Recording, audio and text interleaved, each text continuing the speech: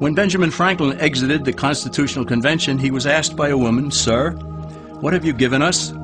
His immediate response was, "A republic, ma'am, if you can keep it."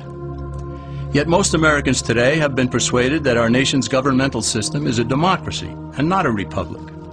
The difference between these two is essential in understanding Americanism and the American system.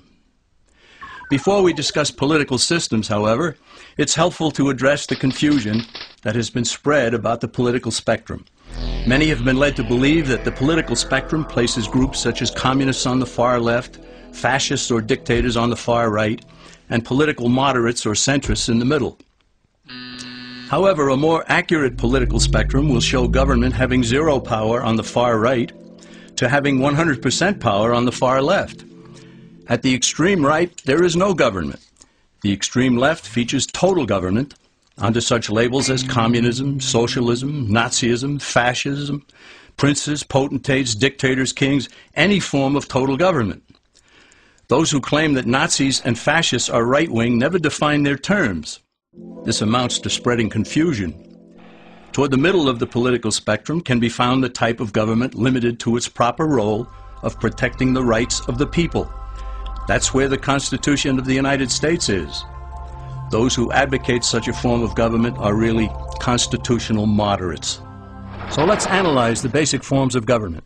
They are monarchy or dictatorship ruled by one, oligarchy ruled by a few, democracy ruled by a majority, republic ruled by law, and anarchy, which is ruled by no one.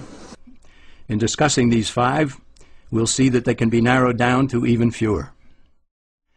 Looking first at monarchy or dictatorship, this form of government doesn't really exist in the practical sense. It's always a group that puts one of its members up front. A king has his council of nobles or earls, and every dictator has his bureaucrats or commissars, the men behind the scenes. This isn't ruled by one, even though one person may be the visible leader. It's ruled by a group.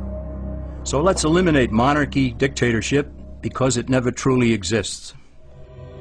Oligarchy, which is ruled by a group, is the most common form of government in all history. And it is the most common form of government today. Most of the nations of the world are ruled by a powerful few, and therefore oligarchy remains. At the other end, we find anarchy, which means without government. Some people have looked over history and found that many of its worst crimes were committed by governments, so they decided that having no government might be a good idea. But this is a mistake, because as the ancient Greeks stated, without law there can be no freedom. Our founding fathers agreed and held that some amount of government is a necessary force in any civilized, orderly society. In a state of anarchy, however, everyone has to guard life, liberty, and property, and the lives of family members.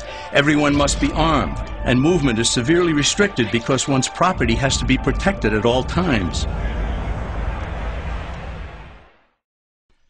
Civilized people have always hired someone to do the guarding, a sheriff, a police force, or some branch of government.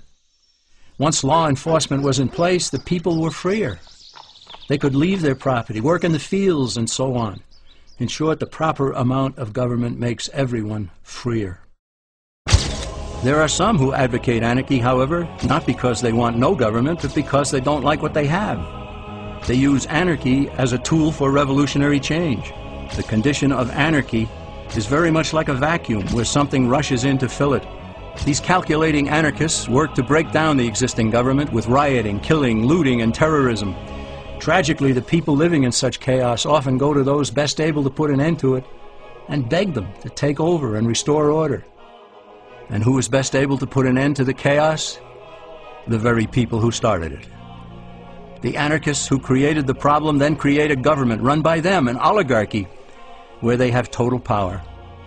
This is exactly what happened in Russia that led to Lenin taking total power, and in Germany where Hitler's brown shirts created the chaos that brought him to power. But anarchy isn't a stable form of government. It's a quick transition from something that exists to something desired by the power-hungry. It's a temporary condition, and because it isn't permanent, we eliminate it as well. The word democracy comes from two Greek words, demos, meaning people, and kratein, meaning to rule. Democracy, therefore, means the rule of the people, majority rule.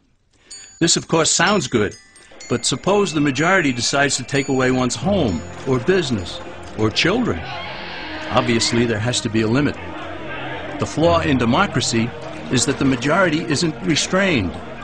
If more than half the people can be persuaded to want something in a democracy, they rule. What about republic?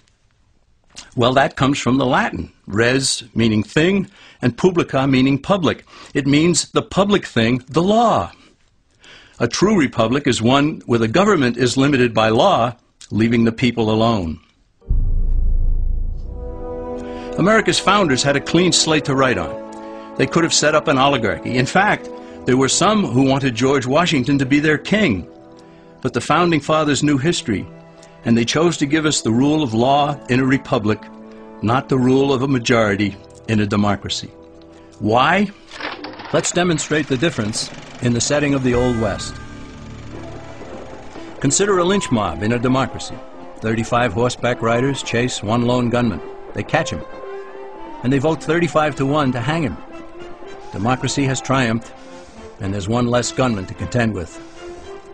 Now consider the same scenario in a republic. The 35 horseback riders catch the gunman and vote 35-1 to hang him, but the sheriff arrives, and he says, "You can't kill him. He's got his right to a fair trial." So they take the gunman back to town. A jury of his peers is selected, and they hear the evidence and the defense, and they decide if he shall hang. Does the jury even decide by majority rule? No, it has to be unanimous or he goes free. The rights of the government aren't subject to majority rule but to the law. This is the essence of a republic.